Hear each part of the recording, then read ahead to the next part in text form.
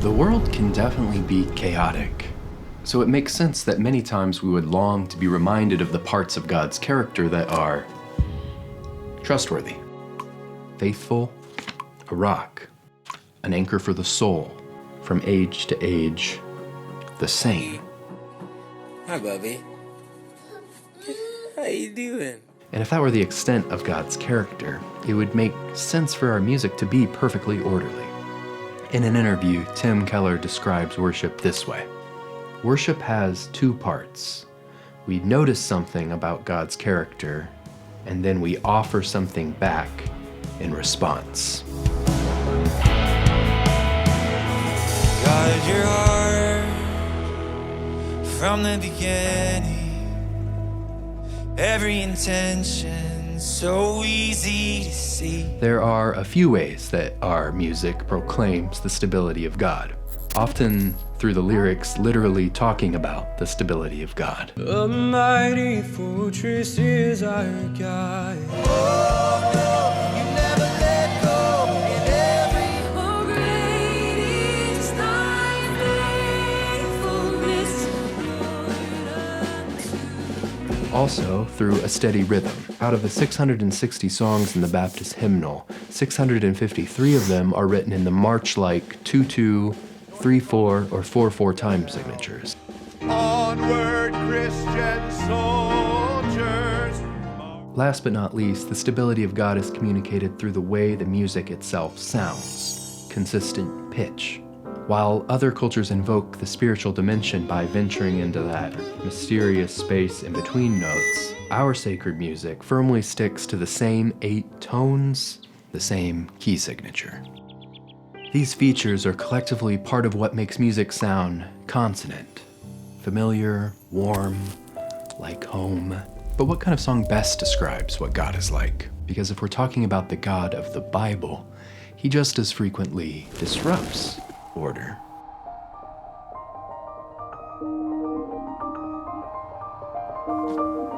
He's unfathomable, unsearchable.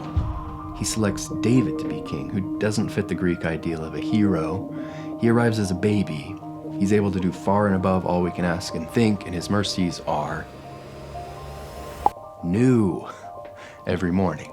Yet how often is this side of God's nature acknowledged corporately? It does strike me as strange that we can sing a song like How Great Thou Art or God of Wonders Beyond Our Galaxy, but it's written in the same time signature with the same structure, using the same 3 chords as everything else.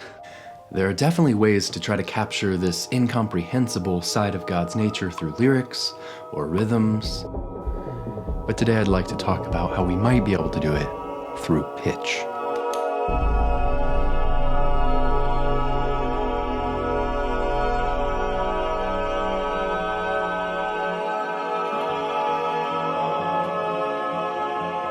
Start at the very beginning, a very good place to start. When you read, you begin with A, B, C. When you sing, you begin with Do, Re, Mi. Do, Re, Mi. Do, Re, Mi. The first 3 notes just happen. The lowest pitch our ears can hear is about 20 vibrations per second, and the highest is somewhere in the range of 20,000 vibrations per second. So, if we're gonna try to represent God through sound, we're probably gonna have to do it somewhere in this range. And out of the infinite number of frequencies in this spectrum, Western music says we're just gonna deal with 8 of them at a time. If you've seen Sound of Music, you know the drill. Do, re, mi, fa, sol, la, ti, do. There you have it. With those 8 building blocks, you have everything you need to build a song in the major scale, and if you start on the La,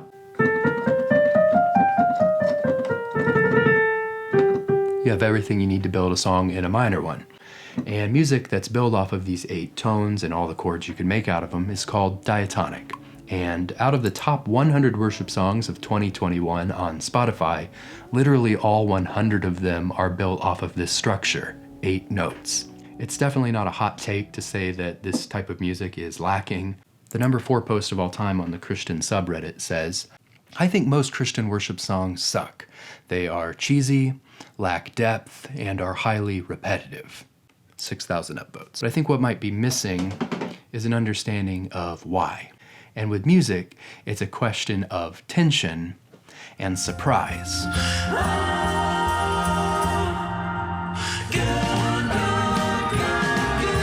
And diatonic music is fundamentally limited in how much of both of these things it can create. And here's why. It's not that every combination of notes sounds good on this scale. There's a lot of opportunities for a little bit of tension, like this one.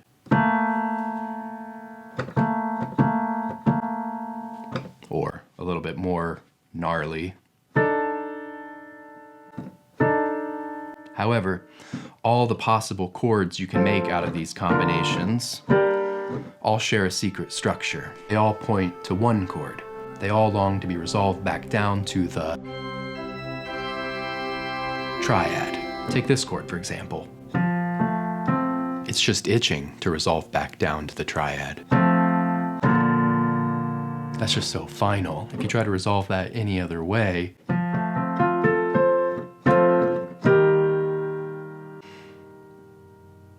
something's just left hanging in the air. But amen, we can come to rest. And this works for every chord, even the ones that don't sound good, like that first one. Amen. Or that really gnarly one.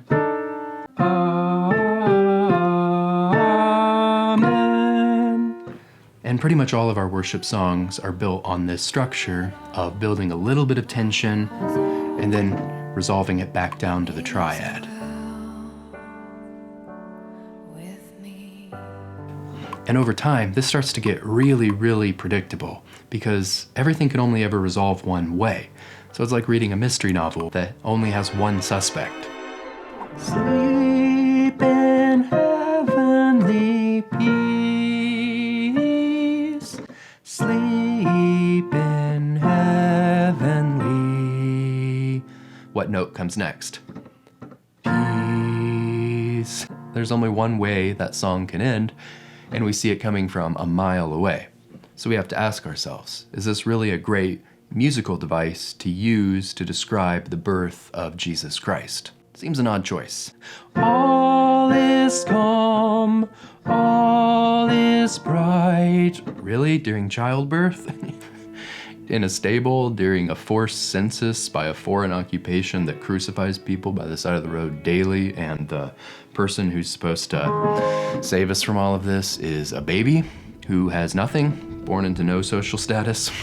Seems like our regular scale with its unified tonal center may lack some of the basic tools it would take to describe the situation honestly, the birth of the Lamb of God. So, what if we added another tonal center? Silent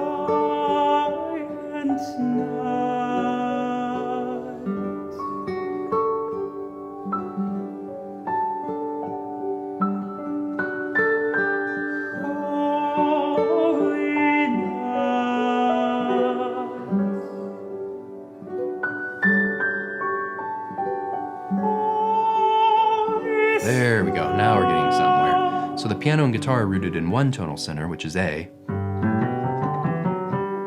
Meanwhile, the vocalist is sticking pretty firmly to E.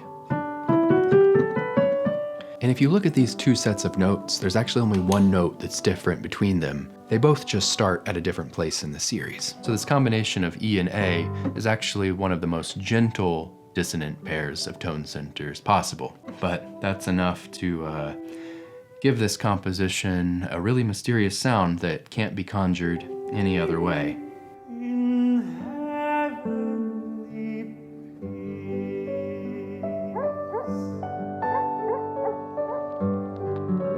So that's an example of slightly unsettling music being used to describe a slightly unsettling situation. Now let's take a look at how polytonality and dissonance might help us access the granddaddy of all unsettling passages, one that worship music tends to totally disregard.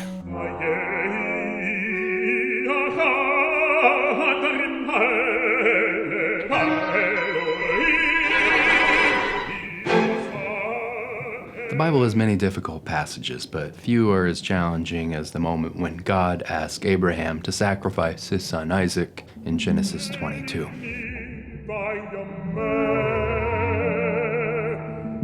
What kind of God would ask for this? Is God condoning child sacrifice?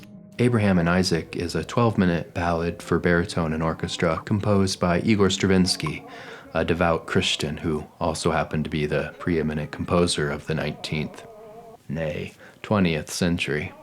Along with some extremely complex mathematical methods of composing the notes you see on the page, Stravinsky really liked working with super dissonant tone centers. In this Isaac and Abraham piece, we're dealing with C sharp and F.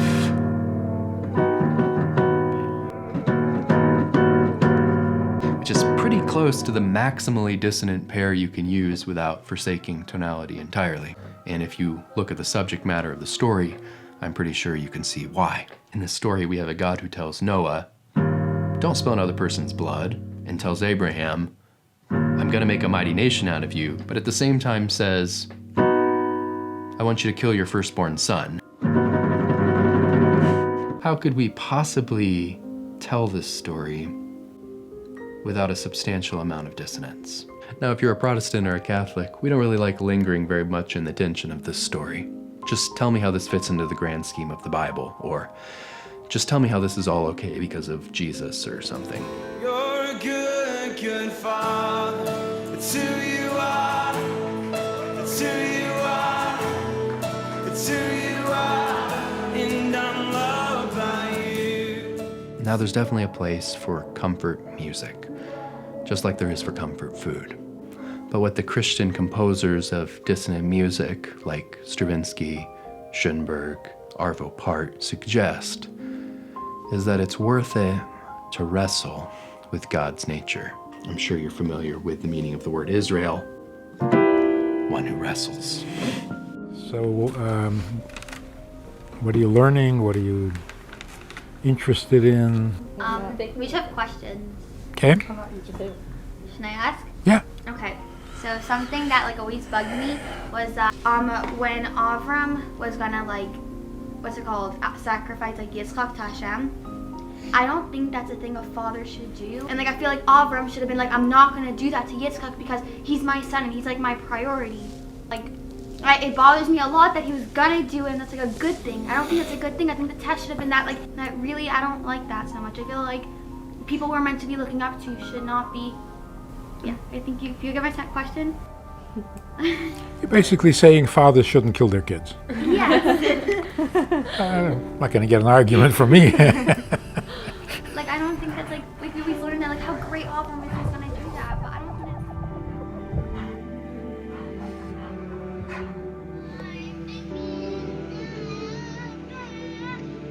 it's. In the Gospel of Matthew, Jesus is speaking to a crowd that's assembled outside of Capernaum, and he says, unless you change and become like little children, you'll never enter the kingdom of heaven.